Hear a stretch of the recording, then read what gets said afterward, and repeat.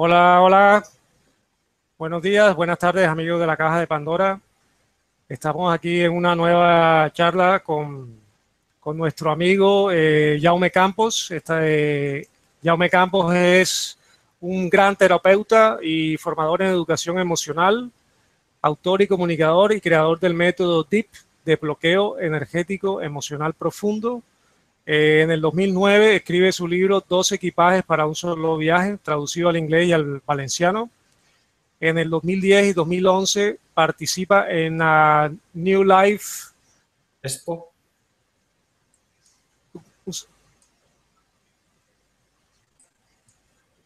Disculpa que se me ha colado el sonido. En 2010 y 2011 participa en la New Expo de Nueva York. Y trabaja en el centro ARE de Edgar Cayce, realizando terapias y cursos de su método. Paralelamente, en el 2012 viaja a México y recibe numerosos reconocimientos y contacta con el presidente del Colegio de Psicólogos de Chihuahua, Francisco Javier Córdoba Contreras, quien más tarde viajará a España para ayudarle a protocolizar su método. En el 2015 se publica su segundo libro, Educación Emocional, El Principio del Cambio. Aquí se los presento, seguramente ya lo conocen quienes siguen a Yauma personalmente. Pues buenas tardes, Yauma, ¿cómo estás? Muy bien. ¿Qué tal? Muy bien, aquí hemos tenido un poquito de problemas técnicos que por eso hemos tenido un poquitín de retraso, pero ya estamos aquí para compartir una gran tarde, una gran tarde-noche con nuestro amigo y apreciado Jaume Campos. El tema de hoy, el que estamos compartiendo, es la sexualidad, el termómetro de nuestra salud emocional. Eh, pues Jaume, es un tema bastante interesante, muy básico e importante en la vida de todos los seres humanos. Y pues te dejo abrir la temática, a ver por dónde quieres empezar, porque esto tiene mucha tela. Muy bien. Bueno, la verdad es que es algo que practicamos habitualmente y, sin embargo, somos incapaces de hablar mucho de ello, porque tendemos cada uno a recogernos dentro de nosotros y con los recursos que tenemos ir adaptándonos como podemos. La sexualidad es como un examen final de carrera. Estamos siempre con el temor de si estamos a la altura o no estamos o qué es lo que pasa.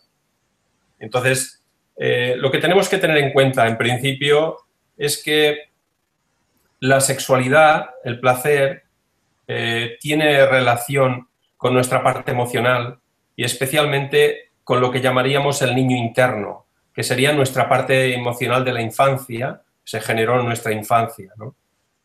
Y entonces desde esa infancia, por una parte hay una necesidad de expresar los sentimientos y las emociones y liberar cargas internas, y por otra parte queremos que las cosas queremos disfrutar de nuestra sexualidad, pero nos damos cuenta que la sexualidad, para disfrutarla bien, tiene que ser nuestro niño interno.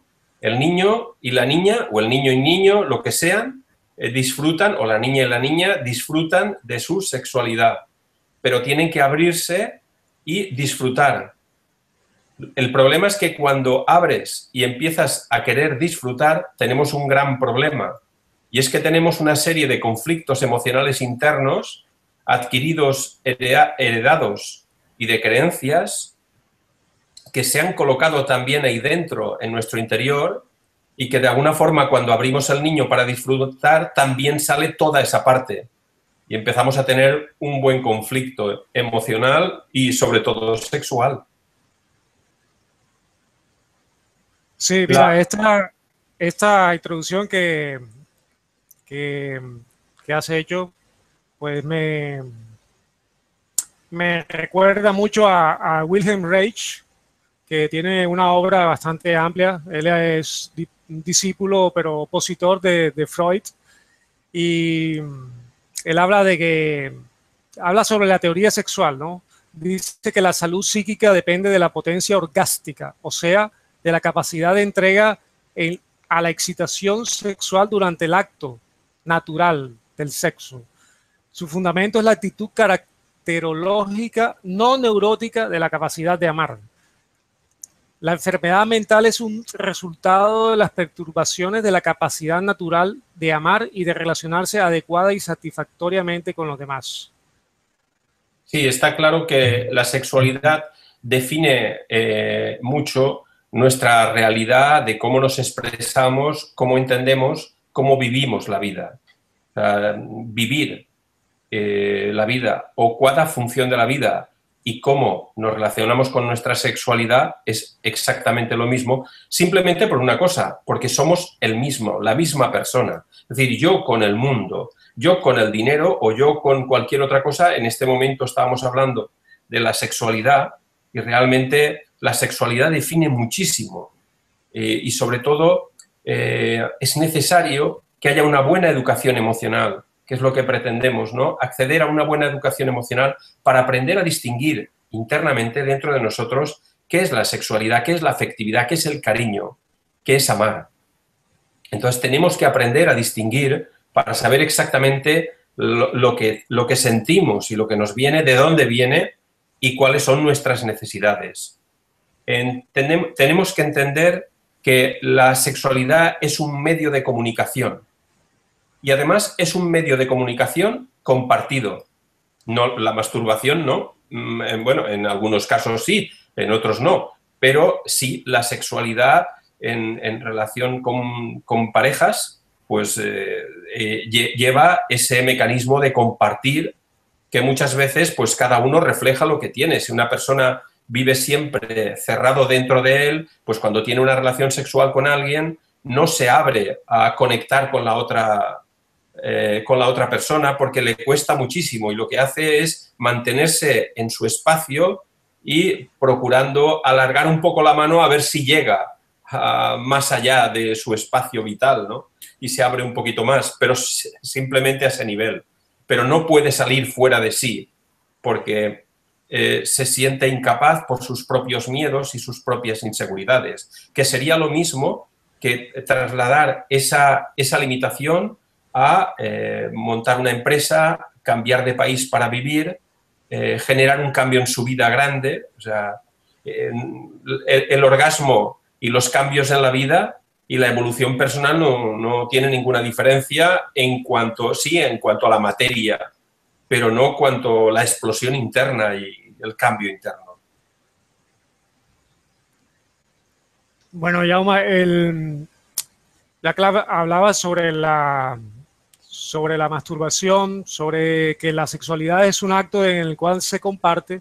También podríamos comenzar por el principio, ¿no? Del momento del nacimiento. La gestación es un acto, el sexo o el contacto físico es un acto de dar vida y conciencia a otro ser.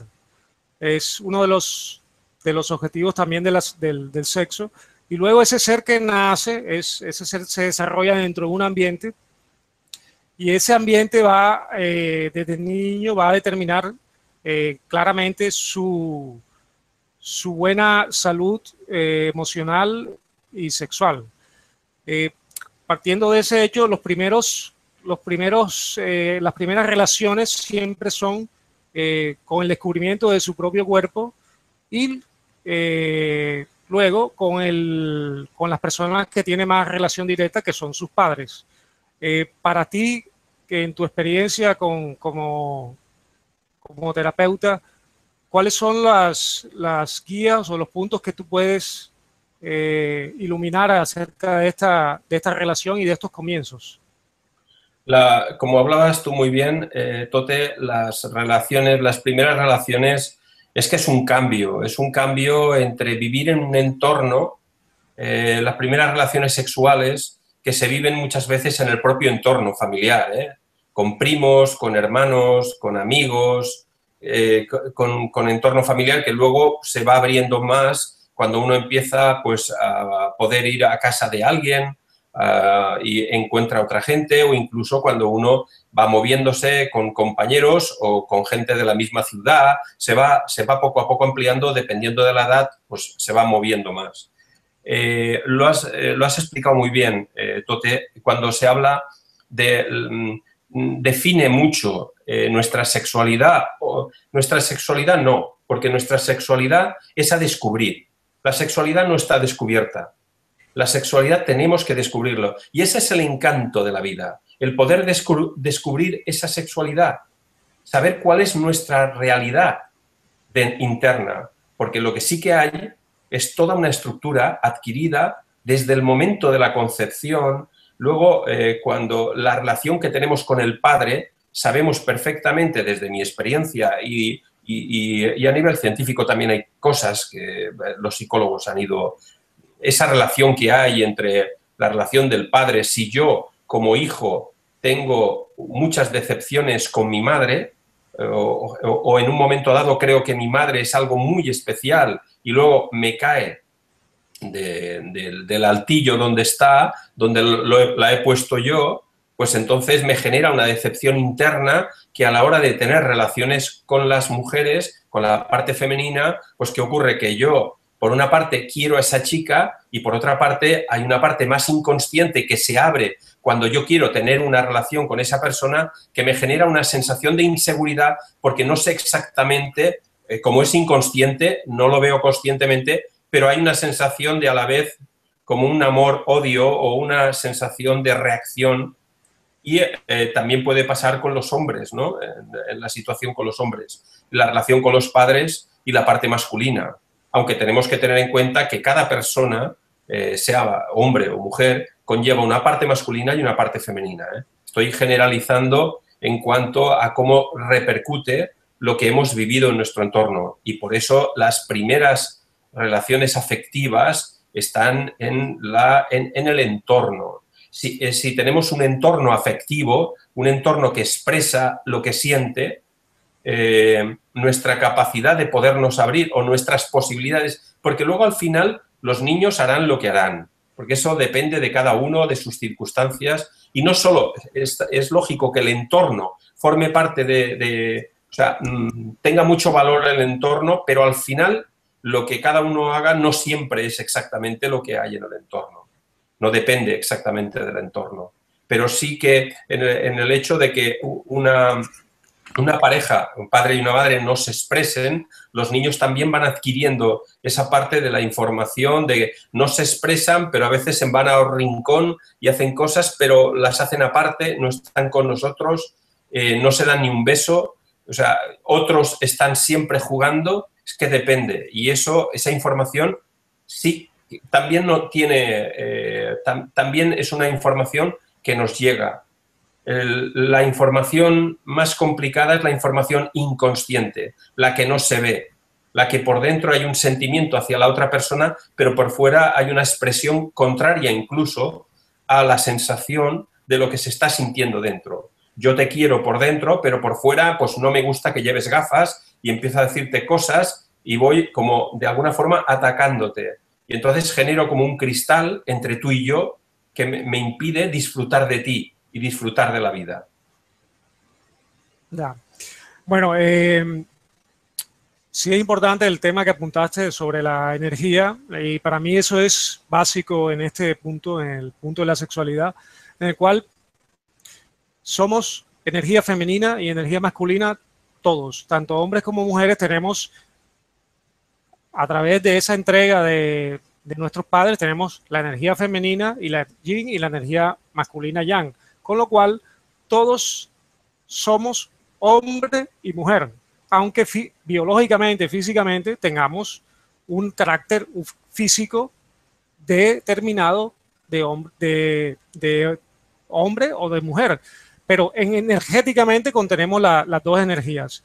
Yo quisiera apoyarme en un artículo de Divergencia Nahual, que tiene un artículo interesante sobre este punto, y resalta que la mente humana desde sus albores se ha enfocado en ese universo de lo invisible, de lo insondable y de lo intangible que no conoce, pero inexplicablemente intuye y anhela con una especie de ansiedad y nostalgia hacia ese ámbito que, si bien resulta misterioso, le es a su vez familiar.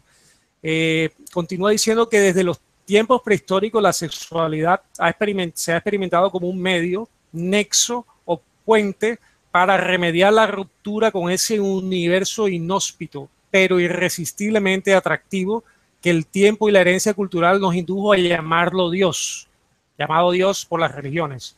Aquellos ancestros probablemente no conocían las causas del por qué el placer extremo, la catarsis, el éxtasis sexual generaba a veces, junto a las plantas visionarias, la música, la danza o la respiración, una profunda, directa y eficaz para transitar un estado de trance o trascendencia, el cual propiciaba un salirse fuera de sí mismo, disolviendo la sensación de un yo limitado para pasar a fundirse en unidad con otros espíritus humanos, animales, vegetales, minerales y el resto de la naturaleza no descriptible.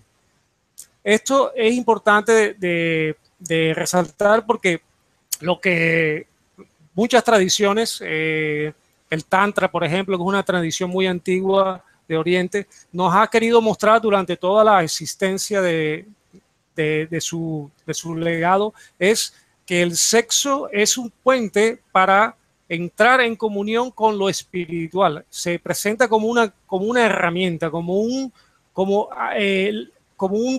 puente magnífico para poder conectar con lo indescriptible. De hecho, cuando llegamos al orgasmo, es cuando realmente sucede la ausencia del tiempo y la ausencia del yo, del ego, ¿no? Digamos que en ese momento podemos conectarnos con lo abstracto, con lo espiritual. ¿Qué puedes tú aportarnos en esta visión? Me parece muy interesante. Aunque el tantra no siempre todo es sexualidad, porque muchas veces la gente piensa que el tantra lo que hace es transmutar la energía y una de esas energías es la energía sexual.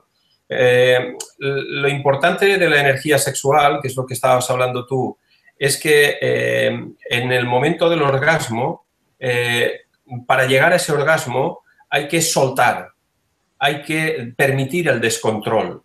Hay que dejar ese espacio en que todo lo que de alguna forma estamos acostumbrados a funcionar como control, como análisis, como archivo, como todo esto, lo dejamos. Y además se produce de una forma automática. Posiblemente para hacer otras cosas, como trabajar la kundalini o abrir chakras o cosas, tengas que estar respirando durante mucho tiempo, aunque el orgasmo también está respirando, durante mucho tiempo haciendo distintas técnicas, pero que tienes que saber hacer las técnicas. Sin embargo, en el orgasmo, lo único que hay que hacer es dejarse un poco llevar, conectar con las sensaciones y si no hay mucho bloqueo interno, va a permitir que desde dentro automáticamente surja ese orgasmo.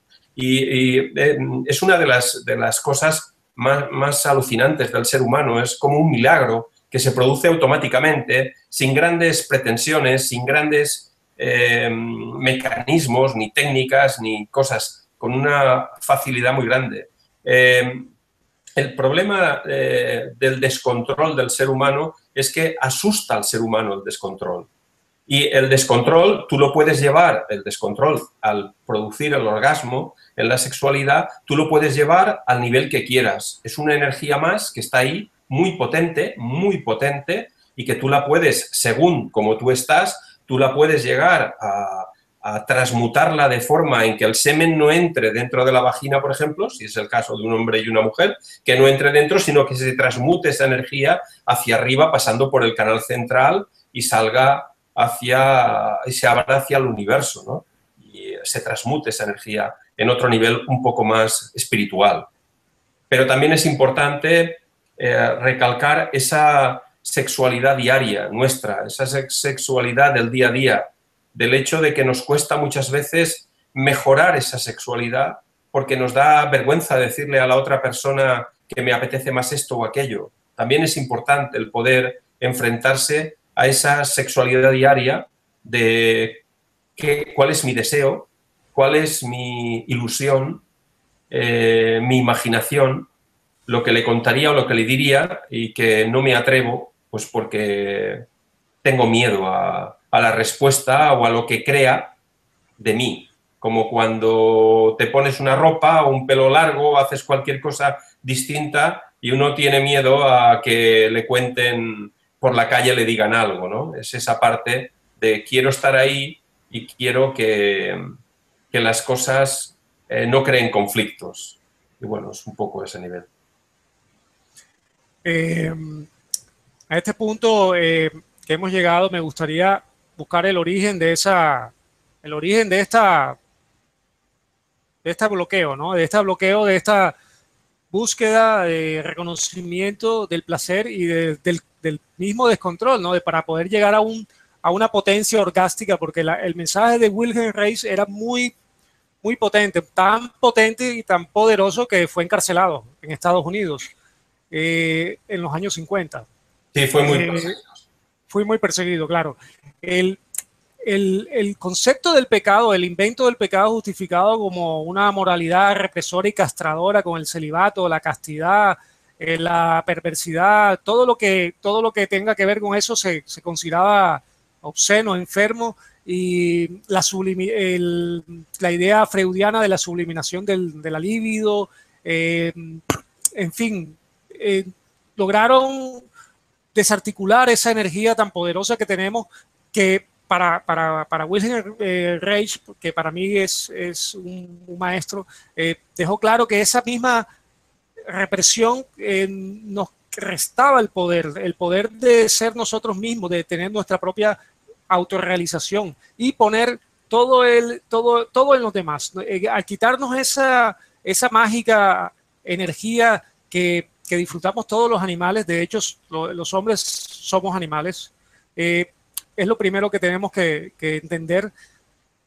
Pasamos a ser, por decirlo de alguna manera, súbditos de las decisiones que toman todos los demás, ¿no? Empezamos a perder nuestra propia autonomía y nuestra propia libertad, y de ahí nace el control, ¿no? Detrás de esta represión sexual hay algo mucho más profundo que hay que estar atentos, porque no es solamente el control religioso, sino que hay un control social y económico detrás de esto.